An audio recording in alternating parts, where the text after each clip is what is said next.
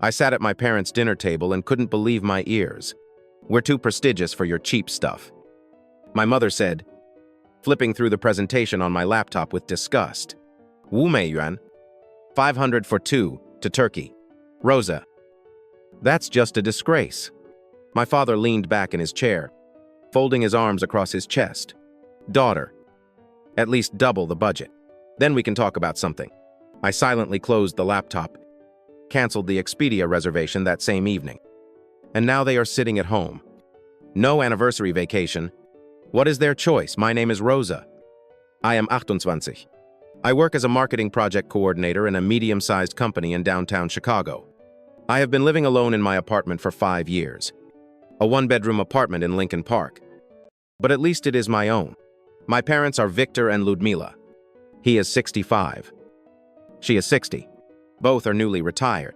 Dad spent 30 years as a chief accountant in an office. Mom is a teacher of English and literature in a regular public school. They live in the same house in Schaumburg where I grew up. It is half an hour from me on the metro, if there are no delays. And there is also Milena, a younger sister, 25 years old, 3 years younger than me. Still lives with her parents, works part-time at a boutique in Northbrook Court 3 days a week. The rest of the time is spent shopping and partying. The family's favorite, although no one says it out loud. A sweetheart who can do nothing wrong, and they ask me for everything. In recent years, I have regularly helped my parents out with money. 2 years ago, my father's Camry transmission broke. I gave him $3. $300 without a word. Last year, my mother needed dental implants. Paid for them and didn't flinch. She never asked for them back. Family. I thought, it's customary to help each other. The story began a month ago. Traditional Sunday dinner at my parents' house. The dining room was filled with the aroma of my mother's pot roast with potatoes. We sat around the old oak table, a family heirloom from the 1972nd. Father cut the meat, then cleared his throat. Liuda and I want to announce something important. He put the knife down. We decided to celebrate our 35th wedding anniversary in a big way. A banquet. Guests. Everything as it should be. Cool. Milena clapped her hands. Finally, Mom turned to me. Her gaze was serious, demanding. This year we expect special gifts from the children. 35 years. That's no joke. Something inside me was unpleasantly aching. But I smiled. Don't worry, Mom. I've already thought of something. I think you'll be pleasantly surprised. The rest of the dinner went as usual. But my thoughts were spinning around the gift. I started saving up for it a few months ago. Considering options. The following weeks were spent exploring Turkish resorts on TripAdvisor and Booking.com. I settled on a week-long tour to Antalya. 4 stars. Second line, but only 5 to 7 minutes to the beach. Hotel with excellent reviews. Half board. Altogether with the flight, a little less than $5. $500 for two. I decided to present the gift at the next family dinner. I prepared a presentation. Photos of the hotel, rooms, grounds, nearby attractions. On Sunday, I could hardly wait for the end of the meal. I want to show you something. I took out my laptop. My parents moved closer. Milena stood behind them. Surprise. You are going to Turkey for a week. I announced. Starting the slides. Look at this hotel. Rooms with sea view. Huge pool.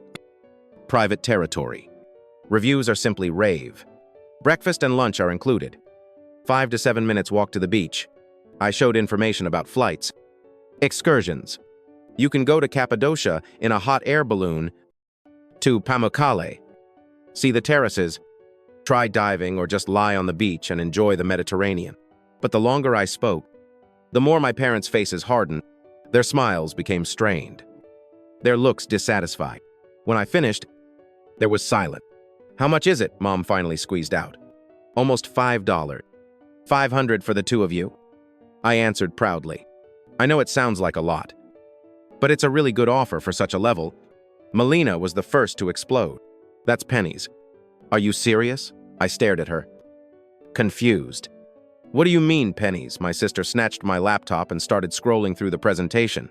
Rosa, look at this dump. What half board? There's not even dinner. What kind of shabby vacation is this? The hotel has great reviews. And second line, Milena shook her head.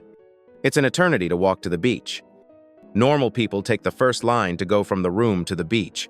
She continued to destroy my presentation, finding flaws in every detail. I would have chosen something decent for my parents. They deserve better than this. Mom nodded vigorously. Rosa, I expected more from you. Double the budget at least. Then we can choose something decent. It was as if I had been hit on the head. Double, of course. Milena picked up. Parents need business class. They don't fly like cattle in economy. And at least 5 stars with all-inclusive, so that the minibar is replenished. Champagne upon check-in. Spa treatments. This is the minimum requirement for such a milestone. She added. I took a deep breath.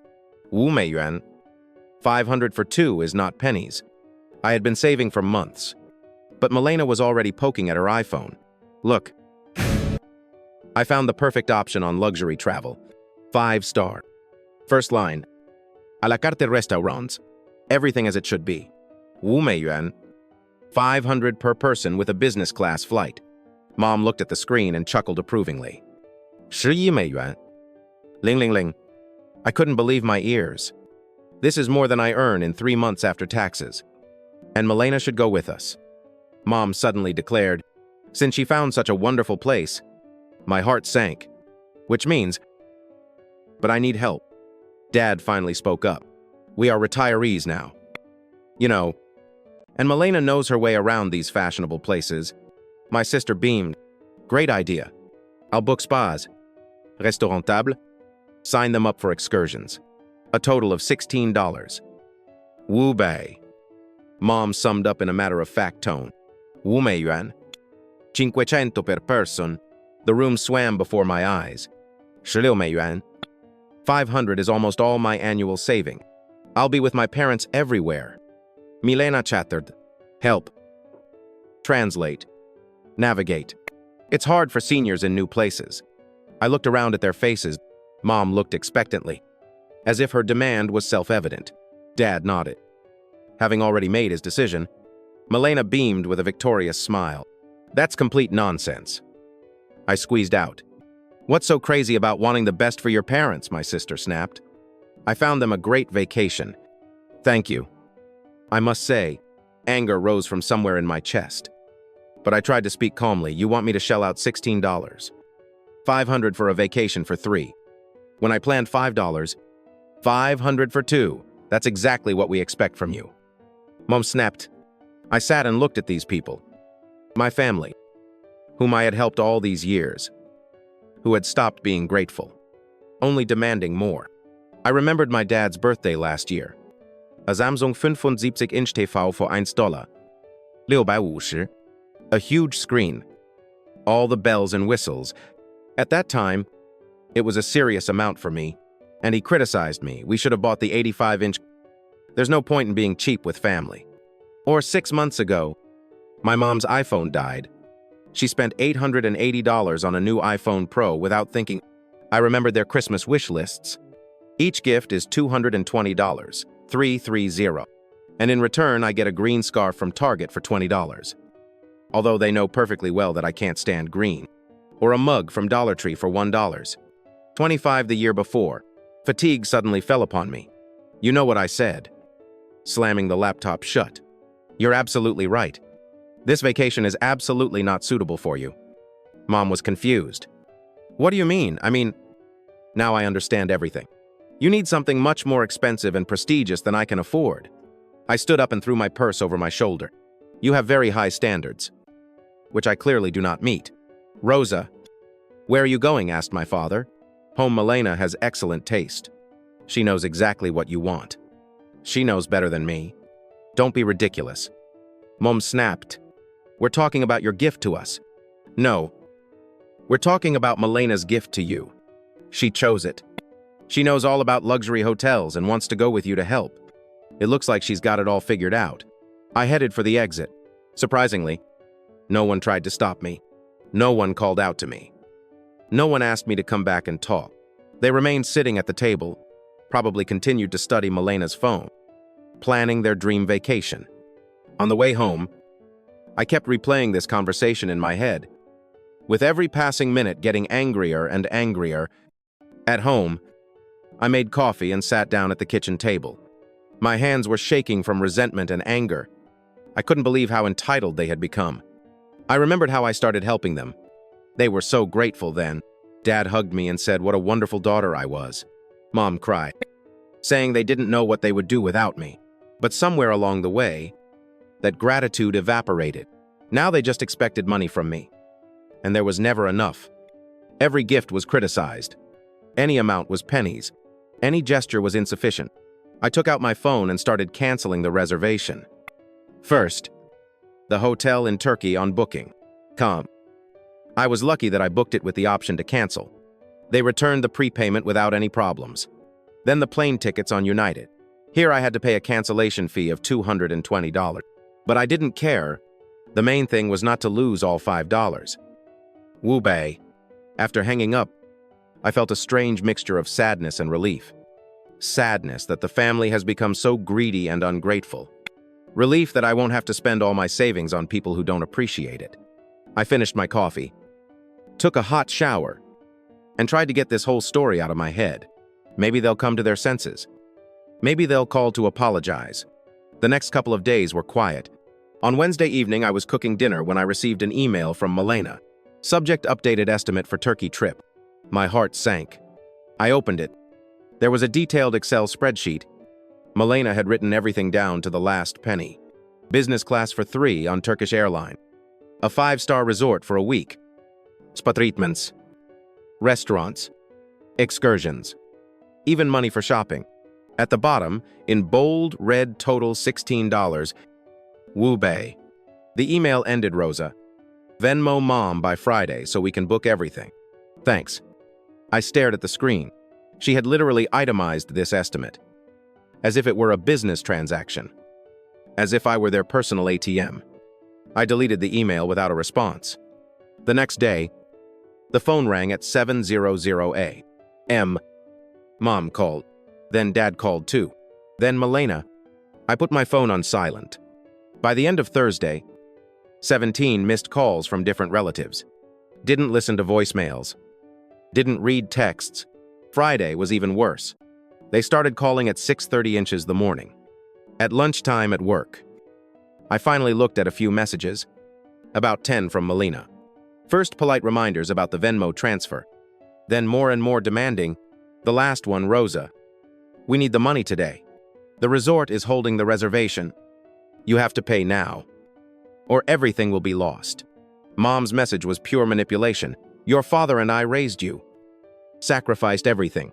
Can you at least give us a normal anniversary present? If you don't pay for Milena's option, don't come to the anniversary at all. From Dad, Shorta. But no better, Mom is upset. Fix it. I put the phone in the desk drawer and tried to work. No use. Every few minutes it vibrated from new calls and messages. In the evening, I decided it was time to sort things out. I had just had dinner and was about to turn on Netflix. A loud knock on the door. I could see all 3 of them through the peephole. It was 10 p.m. By the way, I opened the door but didn't take off the chain. Why are you here so late, Rosa? We need to talk. My father said firmly, open the door normally. My mother demanded. I sighed and took off the chain. They pushed into the apartment as if it were their own home. Are you completely crazy? Milena started from the doorway. First, you promise your parents a vacation. Then you cancel everything. What's wrong with you? You all agreed that my gift was too cheap. I just followed your advice. Don't be smart. Snapped my mother. You know perfectly well what we expect from you. 16 美元. 500 for a vacation that was originally a gift for 2, but turned into a luxury trip for 3. Milena deserves to go. 2, said my father. She found the perfect place, and we need her help. Then let Milena pay. If she has such exquisite taste and wants to go so much. This won't do. Milena raised her voice. You promised them a gift. You can't refuse now. I offered a vacation for $5. Wu-bei. It was my gift. You decided it wasn't enough and chose an option 3 times more expensive. It's not my responsibility. Mom jumped up from the couch, all red with anger. Rosa, you are a selfish and ungrateful bitch. We gave birth to you, raised you, fed you, clothed you, sent you to college. We deserve better. I spent years giving you that better. I couldn't take it anymore. Thousands of dollars over the past few years, money that I never asked for back. I gave it to you because I thought you really needed help. It's your duty as a daughter. My father barked. My duty, I almost screamed. My duty is to help when needed, which I did. But not to sponsor your luxurious lifestyle indefinitely. We're not talking about indefinitely. Milena butted in. About this specific vacation, that cost $16. Wu-bai. I corrected, plus a TV for my father for $1. 650, which turned out to be too small, plus $880 for my mother's iPhone. Also not enough. Plus, all your Christmas wish lists with gifts for $220, 330. When you give me junk from the clearance rack for $20, they all started talking at once, shouting over each other. How ungrateful I am. What I owe them. How I'm ruining the anniversary. Enough, I screamed louder than ever. Get out of my apartment now, or I'm calling 911. You wouldn't dare. My mother hissed. I grabbed my phone and started dialing. We'll see. My father tugged my mother's hand. Liuda, let's go. We'll sort this out later. Rosa, you're making a huge mistake. Milena headed for the exit. Everyone will find out what kind of daughter you really are. Great. Be sure to tell them about the $16. 500 you demanded. About how you shit on my gift of $5. Wu-bai. Everything. Tell them everything. They left, slamming the door. I immediately locked it. Put the chain on, sat down on the sofa. My hands shaking from adrenaline. I couldn't believe it. My own family came barging into my apartment at night to demand money. Like some kind of extortionists. In the morning, the phone blew up at 600 a.m. But now it wasn't just my parents and Milena calling. Everyone was calling aunts, uncles, cousins, even my grandmother Nina, with whom I hadn't spoken for a year. It turns out my parents had called all their relatives and told their version. My cousin Katya was the first to get through. Rosa. What's going on? Aunt Liuda was sobbing on the phone yesterday. Says you canceled their anniversary trip. I tried to explain, but it was exhausting. Well, maybe you can come to some kind of agreement, she suggested. Isai head. I'd have the same conversation with everyone. Katya? I only do what I can afford. After Katya, Aunt Galina called. She was much tougher. Rosa. I can't believe it. They gave birth to you, raised you, and you abandon them when they need help. Aunt Galia, they don't need help. They want me to pay for a luxury vacation that costs more than many people earn in 6 months. It's your parents' anniversary. They deserve to celebrate properly. And you bring your mother to tears. Your father's blood pressure is spiking. Fix the situation. Even my 90-year-old grandmother called. Rozovka. Your parents are very upset. You should please them with gifts. Don't be stingy.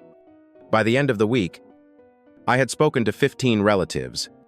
At some point, I stopped making excuses. I told everyone the same thing. I only do what I can and can afford. On Monday, I received a text from my mother, Rosa. You are not invited to the anniversary. It will be awkward to explain your absence to the guests. I will have to tell them about your greed and ingratitude. I looked at the screen for a long time. On the one hand, it was painful that my parents had canceled the invitation.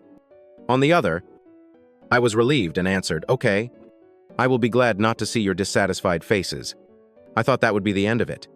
Celebrate the anniversary. Complain to everyone who wants to listen. We'll go our separate ways. But a week later, Mom pulled a new trick. She sent a Venmo request for $3. Sanbei. Note anniversary catering. I looked at the request in complete shock. After all the canceled invitations, scandals, they still want me to pay. I declined the request immediately. An hour later, a text from my mother, Rosa. You've already disappointed us with the vacation. At least pay for the catering. Only $3. Sanbei. I didn't even answer. A few days later, I ran into my cousin Maxim at Whole Foods. He told me about the anniversary. Not as big as they had planned. In the end, they just had a backyard barbecue. Aunt Luda cooked everything herself. The tables were folding ones from the garage. Paper plates. And the guests were just relatives. About 20 people came. Modest. But, Rosa, to be honest, your parents were unhappy all evening. All they did was complain about their ungrateful daughter. Everyone felt awkward. I felt a little uneasy. But I didn't regret the decision. It was their own fault with their demands and arrogance. Did anyone ask where I was? A few people? Aunt Lyuda said you were too selfish to help. But I think most people realized there was more to the story. After that, everything went quiet for a few months. No calls. No messages. No Venmo requests. It was as if my family had finally given up on me. Honestly, it was a relief. For the first time in years, no one was begging for money. No one was criticizing cheap gifts. I was able to focus on my life without a constant feeling of guilt. But 6 months later, something unexpected happened. I was at work when a delivery driver brought a huge bouquet and an elegant box from Williams-Sonoma. On the card from Mom, Dad, and Milena. In the box was a gorgeous coffee set, expensive china, cups, saucers, a coffee pot, exactly the one I would have chosen for myself, and a handwritten note, Rosa. We are sorry about how everything turned out with the anniversary. We hope you will forgive us. With love, Mom and Dad. I sat for a long time, looking at the gift. For the first time in many years, my parents gave me something truly thoughtful and expensive. The set cost at least several $100s, but I couldn't shake the feeling that there was a catch. After demands for 16, Wu-bei. After a canceled invitation, after attempts to extract money for catering, suddenly apologies and generosity. What was this about? My parents never admitted mistakes in their lives, never apologized for entitled demands and rude behavior. So why this sincere attempt to improve relations now? Did they realize how wrong they were? Or was this a trap? Maybe they hoped one expensive gift would make me forget their behavior, become a personal ATM again. In the evening, I brought the flowers and coffee set home, put them on the kitchen table. Beautiful. Right, and the note seemed sincere. But I could not bring myself to call or text, thank you. Their greed and entitlement had hurt me too deeply. I was too disappointed in their ingratitude for all the help over the years. One expensive gift and a brief apology were not enough to fix everything. I kept the gift, but did not contact them. I decided to wait and see what happens next. Maybe this is the beginning of a new relationship with respect and gratitude. Or maybe another manipulative move. Time will tell whether the family has learned a lesson from this whole story, or if they're just looking for a new approach to extract money from me. Until I understand their true motives, I am not ready to let them back into my life. Story 2. Nadia returned home from work around 8:00 p.m. It was already getting dark outside, and the rain was drizzling, as if the weather itself knew that clouds were gathering in her soul. 2. The workday had been brutal. The urgent care clinic was packed with patients, and her colleague had called in sick, so Nadia had to handle double the workload. Her back ached, her legs were throbbing, and she wanted only one thing: to grab some dinner and collapse in silence. She opened the door, hung up her scrubs jacket, dropped her purse on the floor and headed to the kitchen. There was a smell of food, but it had already gone cold. Her husband was sitting in the living room, scrolling through his phone. The TV was playing another reality show in the background. Her DoorDash container was sitting on the counter, the same one she had asked him to heat up that morning. He hadn't even touched it. "Hi," Nadia said tiredly.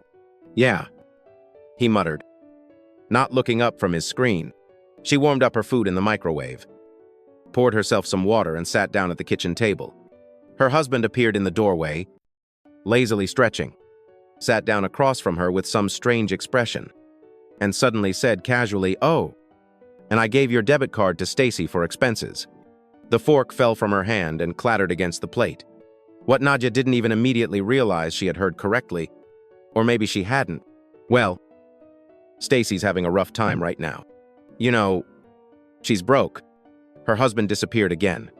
She said she didn't want to ask for a loan. He shrugged, as if it was no big deal. And I figured, your paycheck goes to that card anyway. Nadia froze, unable to believe it. So you just gave my card to your sister, without asking, what's there to ask? You spend it on groceries. Makeup and random stuff anyway. Stacy needs it more. She has a kid. By the way. And I have a husband who thinks it's normal to steal from his wife. He chuckled, not taking her seriously. Oh, come on. I gave it to my sister, not some stranger. A week at most, then she'll give it back. Nadia leaned back in her chair. Her head was spinning, as if someone had turned on a blender in her skull. He didn't just take her card, he did it unilaterally, without warning. And now he had the audacity to justify it. Listen, you really don't understand what you've done. Don't make it into some tragedy. He waved her off. You always react to everything like it's the end of the world. And if I took your bank card and gave it to, say, my coworker, what would you say? That's different. I'm the husband. You're the wife. Nadia smiled bitterly. The husband is the boss. The wife is... What, the wallet? Her husband stood up, irritably poured himself some coffee, and stared out the window. Everything's wrong with you. I helped someone, and it's already a scandal. Maybe you're just selfish. Think about yourself. My sister's in trouble, and I'm in trouble too with a helper like you. He sighed. Look, I'll get it back from her later. She'll return it in a day or two. You trust me? Right. Nadia didn't answer. She got up from the table, cleared away the dishes, wiped down the counter, turned off the light and went into the bedroom. Lying in the dark, she stared at the ceiling. A fire was blazing in her chest. It wasn't just anger. It was the feeling that her opinion, her work, her efforts were worth nothing.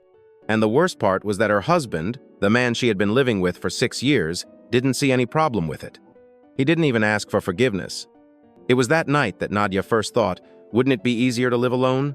The next day, Nadia woke up early. Her husband was still asleep, sprawled across the bed as if he had no worries or conscience. She looked at him and felt a chill inside. Last night's conversation was still eating at her. She hadn't made a scene or scream, but the feeling of betrayal was deep, like a splinter under her skin. She quietly got up, got dressed, and while he was sleeping, drove to the Chase branch downtown. Everything happened quickly there. The card was blocked. A new one was issued. Notifications were connected only to her phone number, just to be safe. She also changed all the passwords for online banking and removed his shared access to the app. She felt a little anxious, not from fear, but from the fact that she was finally taking a step she had been putting off for too long, setting boundaries. Now the card was only hers. Now she was solely responsible for her money. When she returned home, he was already awake, pacing around the apartment with his phone in hand, clearly irritated. Stacy says the card doesn't work. He looked up.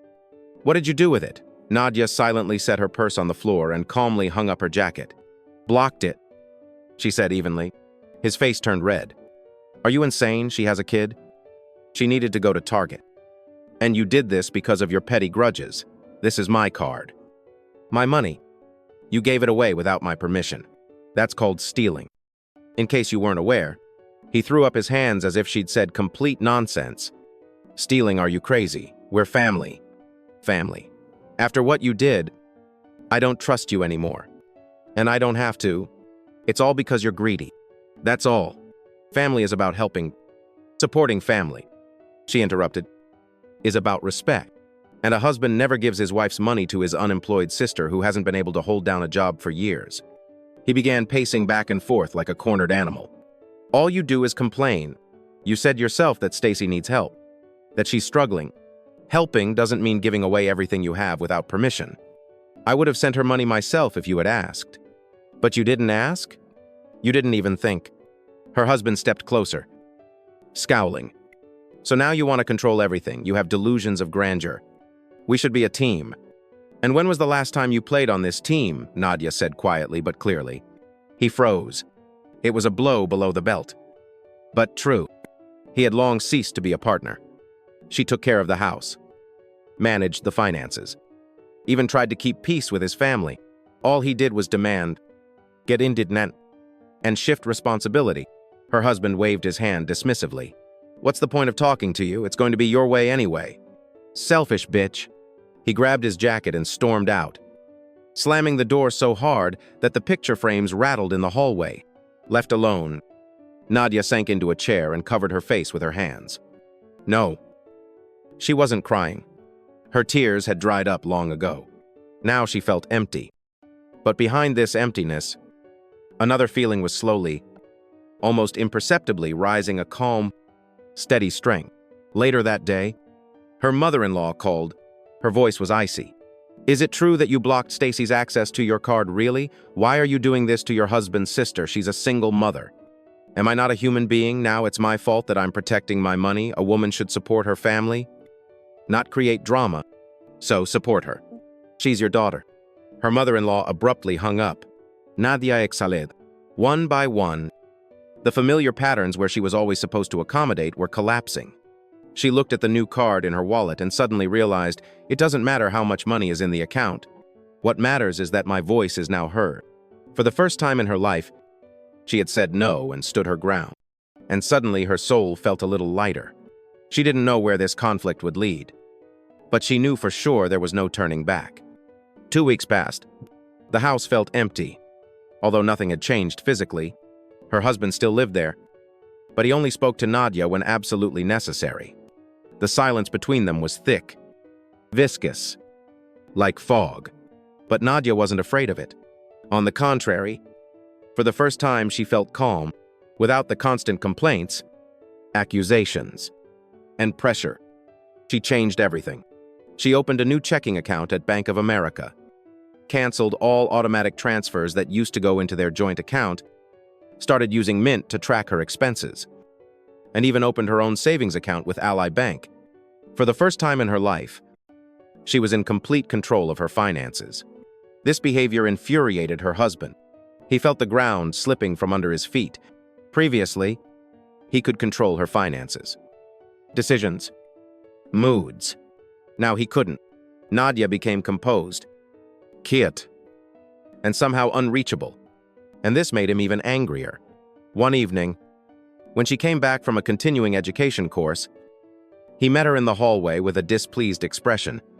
"Where were you again?" he asked sharply. "At class. You know I signed up for the nursing certification course." I know. But why did you suddenly decide to develop yourself? Maybe your salary isn't enough. Or are you looking for a path to independence? Is that bad?" she answered calmly, taking off her coat. "Didn't you tell me yourself that I needed to grow, or did you only say that when you could manage my money? Now you blame me for everything." He raised his voice.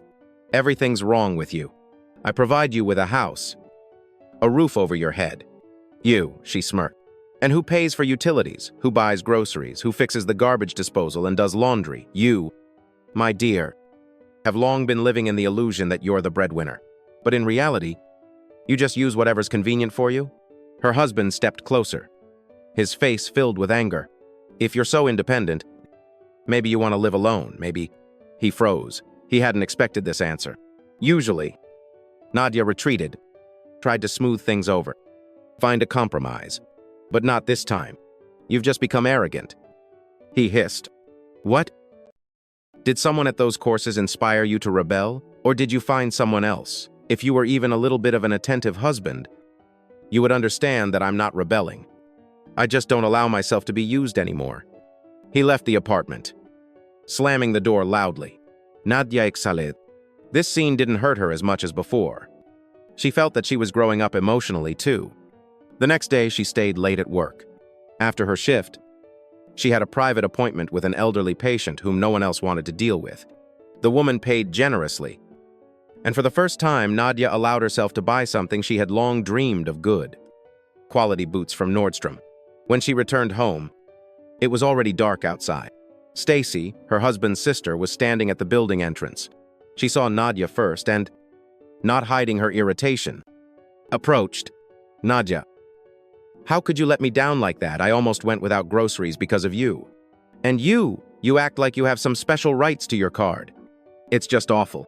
Nadia stopped and looked her straight in the eyes. "I don't owe you anything. Not a penny. If you want money, get a job. Or just admit outright that you're used to living off someone else's expense." Who are you to tell me what to do? Stacy bared her teeth. I am someone who will not let anyone take advantage of me anymore. Neither you nor your brother. Stacy spat on the ground and left, muttering curses under her breath. Nadia calmly walked into the building. The house was silent. Her husband hadn't come home again. Apparently, he had spent the night at his mother's. She didn't call, check on him, or look for him. She simply accepted it as fact. And for the first time, she felt better without him. She made herself some tea, sat in the armchair, and picked up a book she had wanted to read for a long time but never had time for. With each page, the tension in her shoulders eased. It was a strange but very real feeling, as if her life finally belonged only to her. Before going to bed, she submitted a vacation request for 2 weeks. She had many plans, and all of them were without her husband. While he was looking for someone to blame, Nadia discovered that she had long ago lost herself. 2 months passed. Her husband never returned. He called several times, sometimes blaming, sometimes complaining about life, sometimes trying to manipulate with pity, but Nadia no longer responded. The first weeks of his absence felt strange, as if something was missing in the apartment. But over time, it became clear it wasn't warmth that was missing, but simply habit, the same habit that keeps people together not with love, but with fear of change. Now the house was truly hers. She rearranged the furniture in the bedroom, packed his things in boxes and stored them in the garage. She bought new bedding from Target, chose soft lighting for the hallway, and put a vase of dried flowers on the kitchen table. These little things seemed to give her back control over her life. Work was going well. After completing her certification, she was invited to work at a private medical practice, first for a couple of shifts a week. Then they offered her a full contract. Nadia hadn't expected them to notice her. But as it turned out, many valued not only her professionalism, but also her calmness. She began earning more than ever. Now she decided when and how to spend her money. Each paycheck was a small triumph, not because of the amount, but because of the realization that she had achieved everything herself. One evening, there was a knock at the door. Strangely, she wasn't expecting anyone. When she opened it, she saw him. Her husband was standing there in a wrinkled t-shirt with drooping shoulders, as if all his confidence had drained away during this time. There was fatigue and confusion in his eyes. "Hello," he said quietly. "Hello," she replied. "Can I come in? I need to talk." She stepped aside silently. He walked into the apartment like a guest. You could feel it. He sat on the edge of the couch like he was being interrogated. "I've rethought a lot," he began. "Stacy, she spent everything and didn't even say thank you. Now she's even stuck me with her credit card debt. Mom's yelling at me. I'm sleeping on a friend's couch. Anyway, I was wrong. Very wrong." Nadia sat across from him, crossing her arms. "Is that all? Or do you want me to feel sorry for you?" "No," he said quickly. "I want to come back. Fix everything. I realized how much you did for us. You were right. I was being selfish." "Stop," she interrupted. "Tell me honestly, did you come because you realized you love me? Or because you have nowhere else to go?" He fell silent. An internal struggle was visible on his face. But Nadia already knew the answer. "You chose who to give my salary to. You left on your own and were left with nothing. And now you want to come back. Why? Because I'm stable. Because I have money. A roof over my head. I realized everything," he whispered. "We were together for so many years. And now we're not." He looked at her pleadingly, but she remained calm. No anger. No tears. Not even pity. Just clarity. "I don't wish you harm," she said. "Really. I just don't want to live in fear of having my boundaries crossed anymore. I don't want to explain why I can't be controlled. I'm tired of not being heard. But I've changed. Maybe. But so have I. And you know what? I like myself more now than I did back then with you." He sat as if he couldn't believe everything was falling apart. It seemed to him that he would say, "Forgive me," and everything would go back to normal. But Nadia was no longer the person who adjusted, smoothed things over, bent over backward. He stood up. "I'll go then." "Yes." He left. And this time quietly, without slamming doors or loud words, he simply left. Nadia sat on the sofa. Her heart didn't beat faster than usual. Her hands didn't tremble. She was absolutely calm. Then she went to the kitchen, brewed some chamomile tea, turned on some peaceful music, and sat by the window. The evening city bustled outside the glass, and inside her was silence strong, firm, real. Now her life was only hers, and no stranger's hands would touch her future without permission.